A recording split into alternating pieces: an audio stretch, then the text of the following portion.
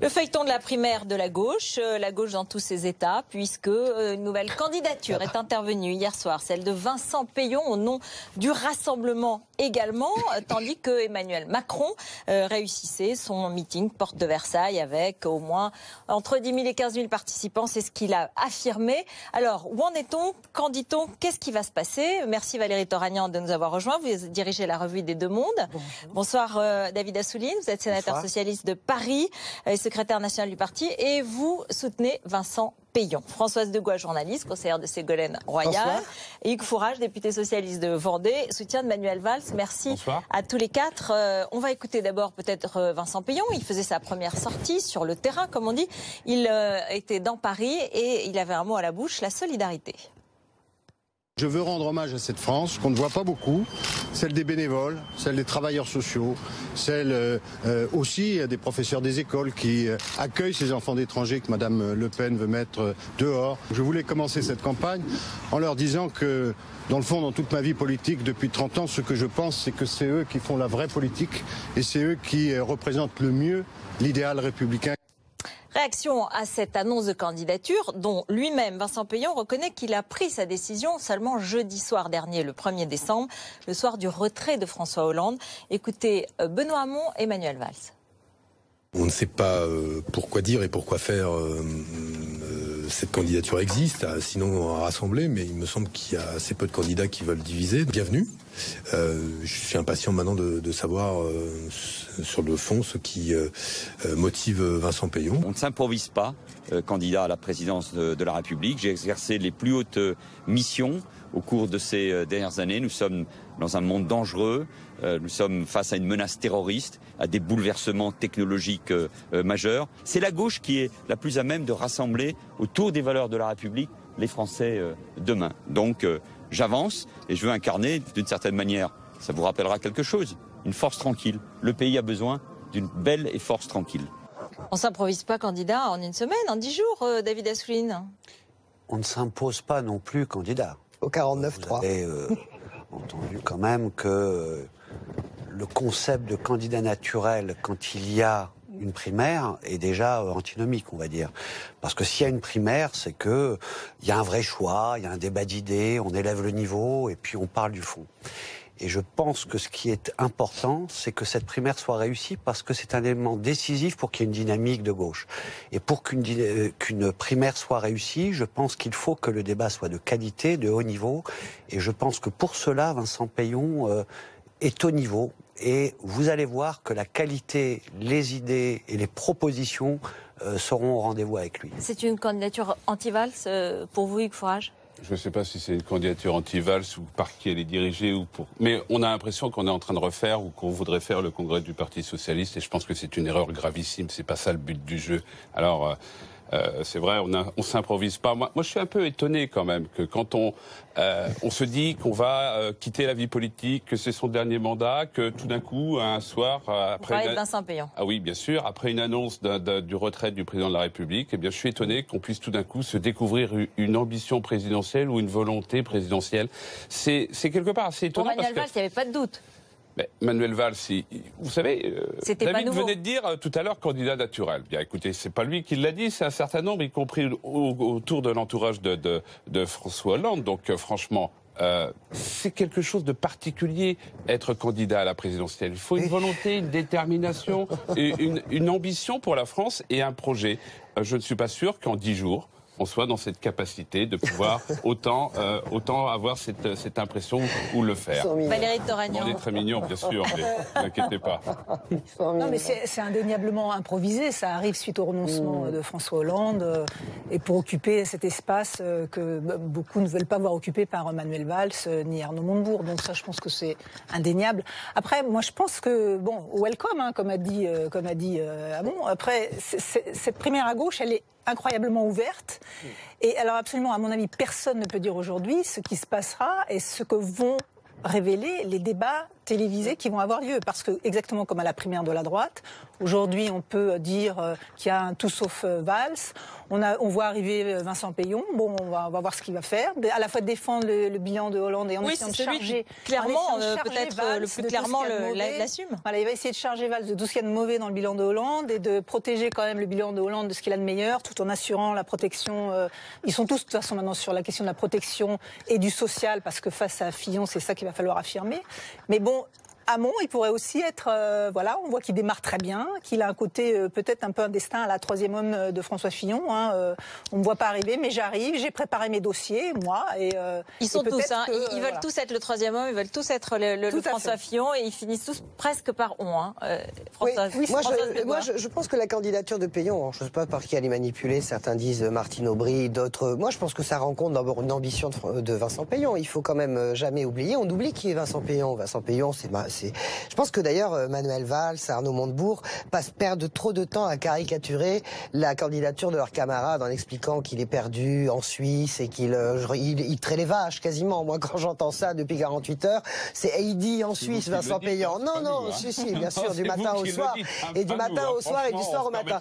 Moi, monsieur, bien sûr, vous permettez bien pire. Ce que je pense, moi, c'est que Vincent Payon, il va avoir une vertu, de mon point de vue, c'est de permettre à des gens d'aller voter. C'est-à-dire que Valls représente une toute petite partie de ce que peut attendre l'électorat de gauche. Montebourg représente une toute aussi petite partie de ce que peut attendre un électeur de gauche lambda. Vincent Payon arrive dans le jeu et finalement, on se dit, moi je me dis pas ça parce que pour le moment je ne vote pas à cette primaire, mais on se dit tiens, après tout, voilà quelqu'un qui est plutôt au centre de gravité. Là, moi je trouve que la ligne défendue par les amis de Vincent Payon est plutôt bonne. On est là où plein de gens veulent pas aller sur Valls parce que la méthode Valls les insupporte, ils veulent pas aller sur Montebourg parce que la méthode Montebourg. C'est pas ça qui fait congrès, parce que Manuel Valls pour les Français, il est aussi le Premier ministre qui sort du gouvernement. C'est pas la plus petite partie du Parti socialiste, c'est le Premier ministre qui sort de 2 ans et demi de gouvernement et qui a une majorité. Il faut le rappeler. Pour les Français, pas pour les militants socialistes. Oui, vous allez le dire, mais je vous pose la question du point de vue des Français. D'accord. Écoutez, Vincent Payon, quand il a quitté le gouvernement, et je crois que c'est au moment de l'arrivée de Manuel Valls, qui a, vous vous souvenez, avec Arnaud Montebourg et Benoît... Non, mais laissez-moi dire quelques mots. A décidé de ne pas courir derrière les caméras. Vous savez, un homme public, dès qu'il se déplace, il doit dire surtout son point de vue. Et s'est dit, tiens, c'est l'occasion de faire ce que j'aime, c'est-à-dire me replonger dans le travail, dans la perspective, dans les idées, parce que ça demande du temps quand on fait ça en réalité, quand on en est dans le guidon. Bon. Puis aussi d'avoir la vie, de prendre le RER, d'aller devant des étudiants, de transmettre. Bon, donc... c'est revisiter l'histoire. Je pense que c'est un exercice. Vous avez l'air un peu nerveux. Non, mais je trouve que vous revisitez un peu trop l'histoire. Non, mais moi, comme je connais bien. Ok. Non, mais laissez-moi. Alors, allons-y. Le RER. Comme moi, je connais bien. Alors, c'est pas un adversaire. Comme je connais bien Vincent Payon, je peux vous dire quelle discussion on avait sur le plan personnel à ce moment-là. Et il pensait que c'était au président de la République d'engager cette bataille, parce qu'il n'y avait pas mieux que lui pour y compris valoriser tout ce qui a été fait. À partir du moment où il n'est pas candidat, il pense, lui, qu'il a d'autres choses à dire que les candidats en présence. C'est complètement légitime de se présenter. Je peux vous assurer, et je vous donne rendez-vous, que le projet qu'il présentera, ça sera début janvier, sera d'une qualité à la hauteur de ce qu'il exige en termes de qualité pour les programmes politiques. Donc il faut moquer rien. Moi je pense qu'on a pas mal de candidats de qualité. Les congrès, ça se fait parfois par des alliances, des manœuvres d'appareil, des combines. Là, dans une primaire, ce sont les idées. Bien sûr, ce sont les électeurs et je peux vous assurer que Benoît Hamon, que j'ai écouté, Manuel Valls, bien entendu, Arnaud Montebourg et Vincent Payon sont à la hauteur d'un débat de qualité. Il ne faudrait pas que les entourages le rabaissent, parce que ce soir, je vois un ton un peu bizarre. Mais moi, en tous les cas, je suis dans ce soutien uniquement parce que, enfin, je pense que je vais pouvoir exprimer vraiment ce que je pense dans une primaire. Mais comme je n'ai que des amis dans cette primaire, quel que soit celui qui sortira, je peux vous dire que l'énergie qu'on déploiera face à ce qui est le vrai problème et le vrai danger pour la France, c'est-à-dire un Fillon droite extrémisée et une extrême droite, je pense que là, on ne doit pas louper cette primaire. Mais le problème, c'est que la violence déjà qui s'imprime, c'est ça. Moi, mon sentiment, c'est quand même que cette primaire, elle est déjà cuite, en fait. Vous comprenez ce que je veux dire? Je ne sais pas combien de gens iront voter. Je ne sais pas. C'est pour ça que Ségolène Royal a commencé à dire qu'elle regardait du côté d'Emmanuel Macron. Mais ça fait longtemps qu'elle dit. Ségolène Royal, complètement en dehors de la primaire et donc Ségolène Royal, elle a toujours fait partie des gens autour de Hollande qui ont poussé à l'apaisement entre Macron et en disant mais il faut garder Macron dans le giron, etc. D'une certaine manière, elle avait raison. Regardez ce qui s'est passé ce week-end.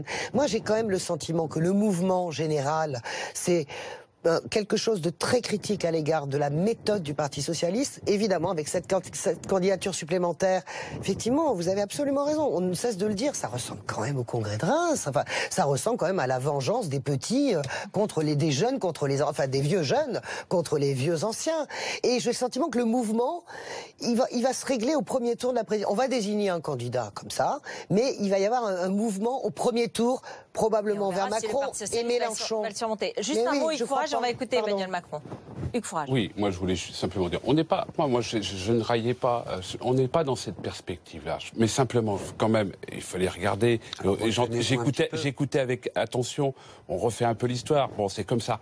Ce qu'il faut, c'est un débat de qualité, ça on est tous d'accord. Un débat de fond et sur une ligne sociale réformiste. Et là-dessus, moi je pense que Manuel Valls l'incarne et l'incarne véritablement. Il y a deux choses en commun entre Vincent Peillon et Manuel Valls, c'est qu'ils n'y seraient pas allés si François Hollande y était allé. Je crois qu'il faut le rappeler, il faut le dire. Et qu'ils sont tous les deux aussi à assumer le bilan. Clairement. Et je crois qu'il faut aussi le dire. Et là, il y a des différences fondamentales entre Arnaud Montebourg, Benoît Hamon, Vincent Peillon et Emmanuel Valls. Donc je crois que c'est un élément extrêmement important. D'accord. Alors on écoute Emmanuel Macron. Voilà. On écoute Emmanuel Macron qui, lui, pendant ce temps-là, a fait son meeting samedi. Et on a le sentiment quand même qu'il a pris de l'avance. Valérie, vous allez nous le dire ou pas? Parce que je veux être le candidat de la justice. Je suis le candidat du travail. Nous allons réconcilier notre pays avec le goût du risque, avec la volonté d'entreprendre, avec la volonté de créer à tout niveau. Il y a un style Macron, mais est-ce que pour autant, il y a quelques propositions nouvelles, est-ce qu'il a pris de l'avance ou bien en tout cas, tous ceux qui disaient qu'il allait se dégonfler et que c'était une bulle et que ça ne serait pas consistant, là, sont obligés de reconnaître qu'il y a quand même quelque chose de consistant qui se passe. Moi, son style, il y en a qui ont dit que ça ressemblait un peu à des meetings de Sarkozy. Moi, j'ai retrouvé des choses des meetings de Ségolène Royal, un peu cette espèce de... Voilà. Il y en a qui ont dit du téléévangélisme. Oui, mais ce qu'avait un peu aussi Ségolène Royal. Un peu, je ne vais pas me priver, donc j'y vais. Elle avait un côté un peu comme ça, Ségolène Royal, et d'ailleurs elle a dit il ne faut pas critiquer ce qui se passe dans un meeting parce qu'à un moment donné on est habité, porté par la foule. Voilà, donc il nous avait pas habitués à ça, Macron, et son côté un peu lisse et un peu ne nous avait pas habitués à ça. Après il n'a pas le parti. Qu'est-ce qui va se passer derrière? Est-ce qu'il va arriver à transformer ces 10 000 personnes? Ça suffit pas à remporter une élection. Ce qui est sûr, c'est que c'est Manuel Valls, c'est les frères ennemis, donc. Lui, tout ce qui va pouvoir finalement affaiblir la candidature de Manuel Valls dans la primaire, ça va faire ses affaires. On a toujours, on le dit toujours sur ce plateau, c'est une de nos antiennes, la politique c'est pas de la mathématique, c'est de la dynamique. Incontestablement, au moins aujourd'hui, en ce lundi soir, la dynamique réelle, elle est du côté d'Emmanuel Macron. Après, on peut dire non, elle n'est pas du côté, et là j'enjambe vraiment, je globalise, elle n'est pas du côté de la primaire socialiste qui est pour le moment encalminée. Manuel Valls est un peu encalminé, c'est vrai que c'est assez compliqué de déclarer dimanche, je suis... ma candidature est un acte de révolte, et le lundi dire, je suis une force tranquille qui va. Donc là, il faut au niveau des messages travailler avec votre candidat, parce qu'on a du mal un peu à comprendre. J'ai bien compris comment vous vous situez. Non, mais je me suis... Mais c'est trop facile. Mais non, c'est pas trop facile. Mais non, c'est trop facile. Non. Vous détournez les propos de Manuel Valls sur la question de la révolte parce qu'il dit très clairement, rien n'est écrit. Il a raison là-dessus. Mais alors, voyez bien, il a raison. Et autrement, on est en train de dire que la gauche, c'est fini, c'est perdu pour 2017. Mais non, Macron. Non, écoutez, on incarne une certaine gauche. Moi, je crois qu'il ne faut pas être dans une logique opposée systématiquement Emmanuel Macron, Manuel Valls ou d'autres. Moi, je lui dis simplement Emmanuel Macron, mais je sais bien qu'il ne veut pas, mais il aurait tout à fait raison de venir. C'est fini. C'est fini. Mais quand même, ça serait pas mal. C'est fini. Moi, je crois que ce qui se passe avec Emmanuel Macron nous rappelle une chose. C'est qu'il y a dans ce pays des progressistes et une droite en dynamique assez conservatrice, assez réactionnaire, qui s'est exprimée massivement par une primaire réussie. Une extrême droite qui reste en dynamique. Alors, qu'est-ce qu'il fait ? Alors, c'est très important parce que c'est la France de demain, ce choix-là. Et il y a une France qui est dans la générosité, l'humanisme, les valeurs de la République. Et donc, je crois que il y a des gens qui vont voter Mélenchon, qui sont dans cette France-là. Il y a des gens qui vont voter Macron, qui veulent voter Macron, qui sont dans cette France-là. Et il n'y a aucun avenir pour être même au deuxième tour de la présidentielle si on en reste là avec une division actée, comme si tout était derrière nous. Donc, comme rien n'est écrit, je ne veux que rien soit écrit. Et je pense que Vincent Peillon est le seul qui, dans sa déclaration de candidature hier, a pointé ce sujet fondamental, a dit qu'il fallait se parler, qu'il ne fallait pas disons, diaboliser les uns et les autres parce que nous sommes contraints. Si nous partageons à part... Il a dit rassembler de la même manière. C'est la seule chance que nous avons. Mais c'est pas le problème. Oui, mais le problème de vouloir... Tout se passera aussi en janvier dans les débats. Le problème n'est pas de dire je veux rassembler. Le problème à un moment de dire qu'on n'a pas d'ennemis dans le camp des progressistes parce que ça change la donne. Parce qu'on peut dire je veux rassembler et puis... La querelle Valls-Macron, elle est de notoriété publique. Les gauches doivent être réconciliées. Moi, j'ai pas entendu Manuel Valls dire je tends la main à Emmanuel Macron après la primaire. Vous voulez dire comme ça. Moi, c'est une querelle qui peut être éventuellement sur une ambition d'homme. Elle est légitime, mais sur la question des idées, franchement, il peut y avoir quelques différences, mais quand même. Donc, sur la question du rassemblement, Manuel, il l'évoque, il le dit, c'est un de ses slogans. Donc, je crois que là-dessus, après la primaire, merci. Le rassemblement avec Emmanuel Macron. C'est ça dont on parle. Merci. C'est le débat qui permettra de voir ça. On attend parce qu'on reviendra sur les différences, effectivement. Et c'est vrai que si on regardait les différences entre Vincent Peillon et Emmanuel Valls sur les idées, il n'y en a pas beaucoup. On y reviendra. Avec Arnaud Montebourg, il y en a. Et c'est notre invité dans un instant. Je l'ai lu.